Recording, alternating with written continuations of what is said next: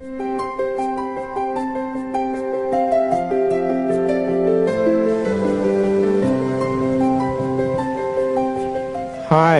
I'm Paul Cox. I'm an ethnobotanist. Ethnobotany is the study of the relationship of plants and people, and it requires some fairly specialized skills. You have to be half botanist so you understand the plants and how to name them, how to collect them, how to study them, but you also have to have all the skills of an anthropologist and a linguist so you can relate easily and fluently with indigenous people. I've had a lot of fun going around the world. During that time I've seen a lot of beautiful plants. I've had a lot of wonderful experiences living, working with indigenous people, and fortunately, I've actually had a few insights that I think can advance science. Now, a lot of people might wonder how ethnobotany would affect them today.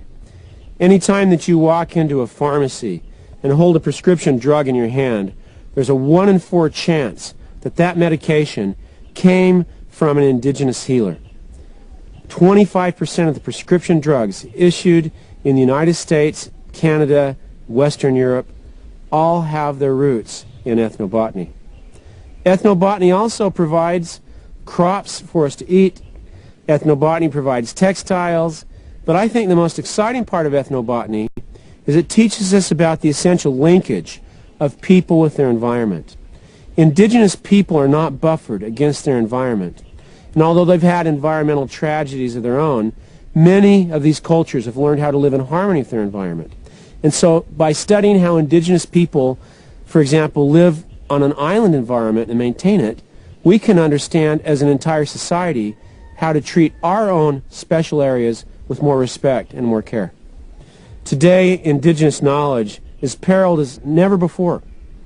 Approximately half of all the languages of indigenous peoples have disappeared in the last 100 years. And of those that remain, 80% are spoken only by small groups of elderly people. So the situation we face today on the cusp of a new millennium is that this tremendous wisdom accumulated by indigenous people over thousands of generations, wisdom that has been trusted in helping indigenous people cure illness, make their lives better, comfort the ill, this wisdom is in peril of vanishing forever.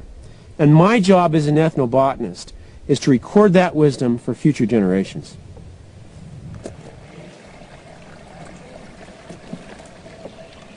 Much of my recent ethnobotanical work has been what I would call a problem-solution orientation, where I'm presented from universities, government institutes, drug companies with problems. One of the examples of that was the National Cancer Institute that was desperately searching for some treatment for the AIDS virus. When I heard this, I started looking very carefully at one of the plants the healers in Samoa were using to treat what appeared to me to be a viral disease. And it was that analysis of that healer compound that resulted in the discovery of prostratin, which is now being developed as a possible combination therapy for the treatment of HIV, for AIDS. This great reservoir of indigenous knowledge, which is disappearing so rapidly, I think offers many solutions for some of the pressing problems of the world. And I find it astonishing that instead of looking forward, that we don't look more towards the past, towards ancient wisdom that has comforted generations for thousands of years, and that I think could help propel us to a very bright future when combined with modern science. The exciting thing about being an ethnobotanist is when you can take some of the plants that the indigenous people use back to the laboratory and test them for efficacy. I'll never forget the day in Uppsala, Sweden, when we got the results back of my initial analysis of Samoan medicinal plants. 86% showed pharmacological activity. And we're able to use that activity to create all sorts of new medicines or potentially other products. For example, the healers taught me about a leaf they use that removes heat and inflammation. I initially discovered this by it being used on myself by a healer, and when I discovered that they rubbed this leaf on tired, achy feet, why, there was an idea that I could work with other medicinal chemists, pharmacologists, and come up with a potential product to treat tired, achy feet. They also handed down precious knowledge about their plants from generation to generation.